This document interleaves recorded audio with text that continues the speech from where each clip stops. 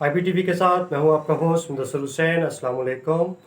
पिछले दिनों पाकिस्तान के वज़ीर ख़ारजा शाह महमूद कुरैशी ने एक निजी टीवी में इंटरव्यू देते हुए कश्मीर इशू पे सऊदी अरेबिया के बारे में एक बयानिया जारी किया, जिसके मुताबिक उन्होंने कहा कि सऊदी अरेबिया अगर कश्मीर इशू पे OIC का इजलास तलब नहीं करता तो हम मजबूर हो जाएंगे कि हम OIC के उन ममालिक का इजलास तलब करें जो कश्मीर इशू पे हमारे साथ खड़े हैं। वैसे तो ये बयानिया एक आम सा लगता है, लेकिन ये एक गैर मामूली बयानिया है। चूँकि और अगर इसको सतही तौर पे और अगर नॉर्मली ऊपर ऊपर से देखें और गहराई में ना जाए तो फिर तो बिल्कुल ये गलत लगता है और ऐसा लगता है कि ये बयानिया होना ही नहीं चाहिए और पाकिस्तान के किसी आला अहदेदार को ये बयानिया नहीं देना चाहिए सऊदी अरेबिया के बारे में। चूँकि सऊदी अरेबिया और पाकिस्तान एक कदीमी रवायती पक्के मुखलस और गहरे दोस्त हैं और मुस्तकिल दोस्त रहे हैं। और पाकिस्तान और सऊदी अरब की दोस्ती अभी से नहीं बल्कि ये पाकिस्तान बनने से पहले उस वक़्त शुरू हो गई थी जब 1946 में सऊदी अरब के शाह अब्दुल अजीज़ ने मुस्लिम लीग के कायदीन की तवज्जो से बरसीर के मुसलमानों की इमदाद की थी। उसके बाद हर मुश्किल घड़ी में सऊदी अरब पाकिस्तान के साथ शाना बशाना खड़ा रहा और पाकिस्तान के मौक़िफ़ की हर फोरम पे तायद की। और 1965 और 1971 में दोनों जंगों के दौरान सऊदी अरब ने पाकिस्तान को माली इमदाद भी मुहैया की, असला भी दिया, मेंटली भी इस पाकिस्तान के बैक पे खड़ा रहा और इंटरनेशनल फोरम पे पाकिस्तान की तायद भी करता रहा। और 1971 में सऊदी अरब कभी भी नहीं चाहता था कि वो पाकिस्तान को टूटता हुआ देखे और बांग्लादेश को बनता हुआ देखे। इसके बाद 2005 का ज़ल्ज़ला हो या 2010-11 में फ्लड्स हों, सऊदी अरब ने पाकिस्तान की बढ़ चढ़ के इमदाद, इस पर कोई दूसरी राय है ही नहीं। इसके बाद जब भी पाकिस्तान के ऊपर माली बहरान आया तो सऊदी अरब ने उस फौरी तौर पे उसकी इमदाद की और पाकिस्तान को माली बहरान से निकालने की भरपूर कोशिश की। फॉर एग्जांपल अगर 2018 में देखें तो पाकिस्तान इकनॉमिकली बिल्कुल क्लैश होने वाला था, तो उस वक्त सऊदी अरब ने इब्तदाई तौर पे $5 अरब की पाकिस्तान को इमदाद मुहैया की। और इस तरह पाकिस्तान इब्तदाई तौर पे आल्दो कि उसके बाद पाकिस्तान को IMF के पास भी जाना पड़ा, लेकिन इब्तदाई तौर पे पाकिस्तान को थोड़ा बहुत स्टेबल होने का टाइम मिल गया। अब ये जो अंडरस्टैंडिंग है या ये जो फ़ायदे हैं ये सिर्फ पाकिस्तान को ही नहीं बल्कि सऊदी अरेबिया को भी हैं, क्योंकि पाकिस्तान इस्लामिक दुनिया का सुपर पावर है। किसी भी दूसरे मुल्क के पास एटॉमिक पावर नहीं है, पाकिस्तान एक एटॉमिक पावर है। सो इस्लामिक दुनिया का ये सुपर पावर है और बहुत इंपॉर्टेंट है for all world and specially for Muslims.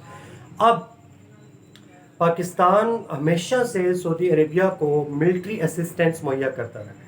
Saudi Arabia जिसकी इकानमी मैक्सिमम 90% आयल को एक्सपोर्ट करने पे और आयल पे डिपेंड करती है।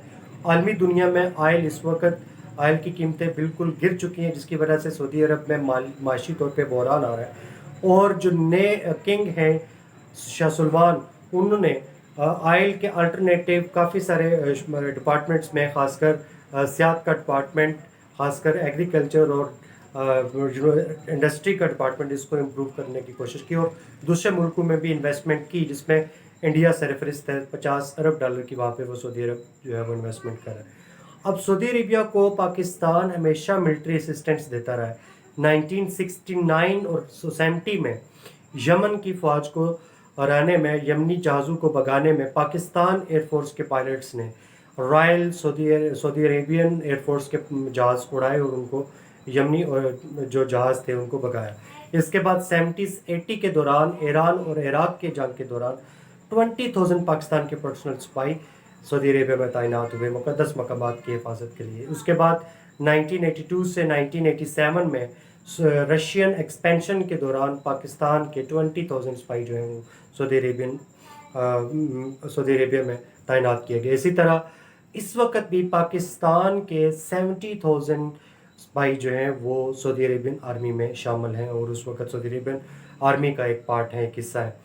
इसके साथ साथ पाकिस्तान ने 1987 में बागियों से मुक़द्दस मकामात को बचाया।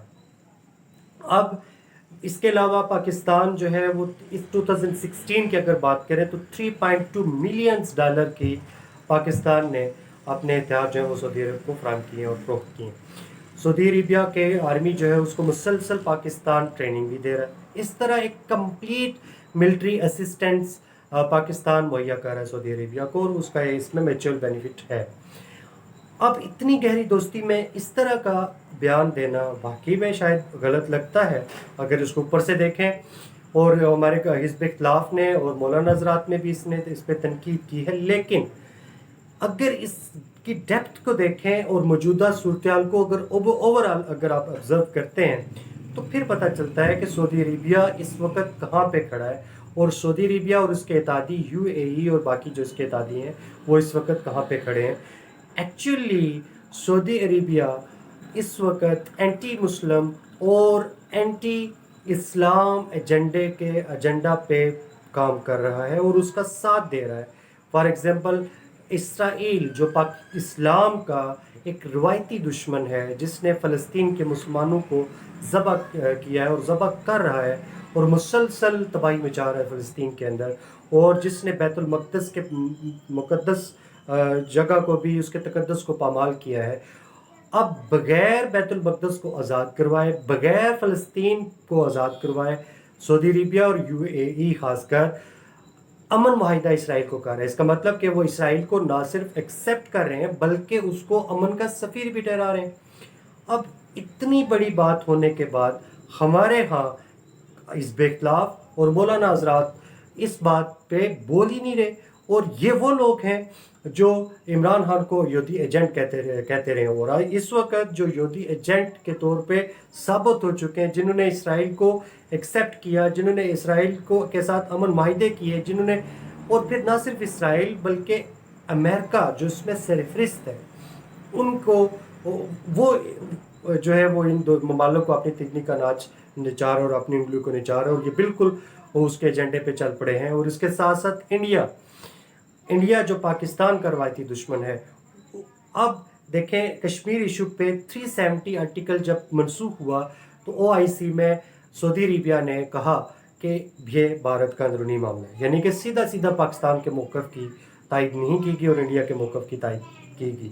अब ज़ाहिर सी बात है कि इंडिया में वो 50 अरब की इन्वेस्टमेंट भी कर रहा है, यानी कि सऊदी अरेबिया और अरब ममालिक को इस वक्त सिर्फ नज़र आ रहा है तो पैसा, सिर्फ नज़र आ रहा है तो बिज़नेस, जो कि एक बिल्कुल एक आर्जी, एक टेम्पररी, एक ख्वाब है ये, और एक ख़ासकर शाह मुसलमान को एक लिबरलिज़म का ख्वाब दिखाया जा रहा है, और ये लिबरलिज़म का वो ख्वाब है जो हमारे परवेज़ मुशर्रफ साहब ने भी देखा, और उसका खुमियाजा हम आज तक भुगत रहे हैं और आने वाले कल तक न जाने कब तक हम वो खुमियाजा भुगतते रहेंगे। तो अब हमारे मौलाना हज़रात और ये हिज़्ब इख्तिलाफ और बाकी, अगर हम मुत्तहिद नहीं होते, अगर हम होश के नाखर नहीं लेते और अपने नेशनल इंटरेस्ट देखें, इंटरनेशनल रिलेशंस में एक आम सी टर्म है कि कोई किसी का दोस्त या दुश्मन मुस्तकिल नहीं होता, सबसे इम्पॉर्टेंट होता है आपके नेशनल इंटरेस्ट और कौमी मफाद। कौमी मफाद से बढ़ के कुछ भी नहीं होता।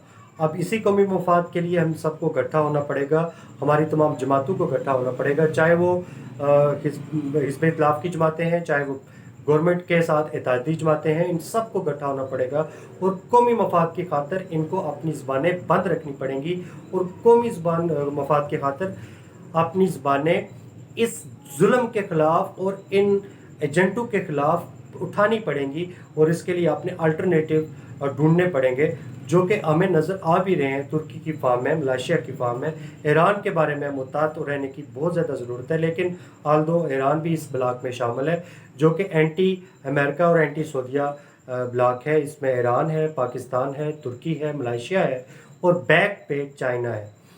अब आने वाले कल में ये तब्दीली एक बहुत बड़ी तब्दीली होगी, और इस वक्त हालात चेंज होते हुए नज़र आ रहे हैं। इस वक्त दोस्त और दुश्मन चेंज होते हुए नज़र आ रहे हैं, और हमें इस वक्त समझने की ज़रूरत है कि हमारा असल में दोस्त कौन है और असल में दुश्मन कौन है।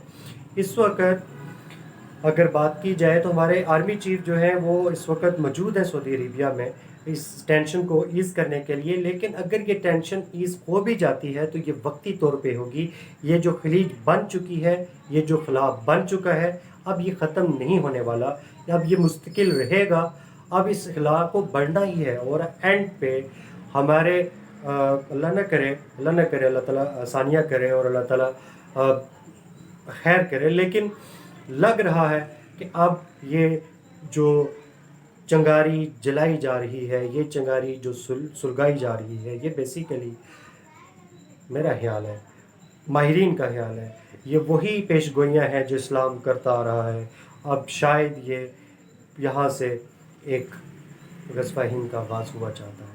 اللہ خیر کرے، اللہ ہمارا حامی و ناصر، اللہ حافظ۔